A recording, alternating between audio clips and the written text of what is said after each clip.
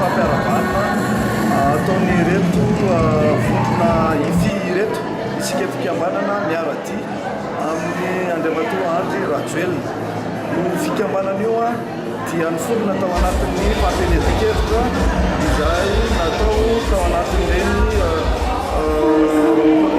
fiodonana voalohany sy fiodonana faharoa ireny tamin'ny faha 21 volana septambra valo ambin'ny folo sy roa arivo teo no nijoroany ity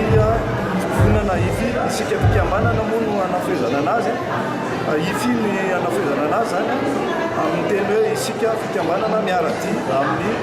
Andry Rajoelina. Fikambanana miisa 7 ambin'ny folo no namorona izany tamin'io faha 1 ambin'ny folo volana septambra valo ambin'ny folo sy roa arivo io. Amin'izao fotoana izao amintsika amin'izao andro an'io zao dia efa manjatony ireo fikambanana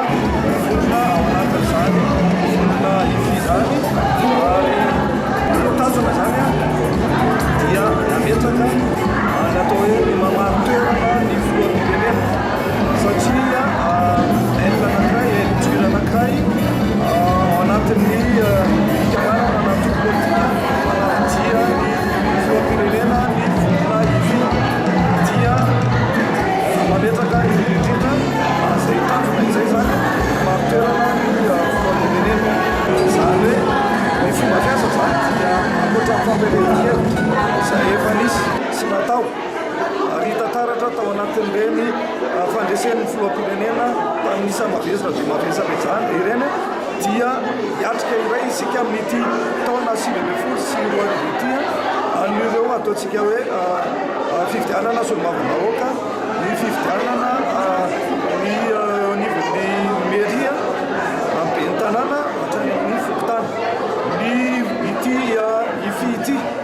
Zany hoe isika fikambanana miaraty amin'ny filohan'ny Rajoelina izany dia manana ireo olona izay ataontsika hoe afaka hirotsaka hifaninana ao anatin'izany fifidianana solombavambahoaka izany na eo amin'izay fifidianana ho be tanàna izay, fa kosa tsy maintsy miandry ny fandaminana apetraka ny filoha satria izy no arana amin'ny maha hoe miaradia any filohan'olona Rajoelina an'ity ataontsika hoe ify ity. Izany hoe tsy afaka manapa-kevitra manokana izany ny vovonana ify raha tsy miandry ny fahaizana mandamina,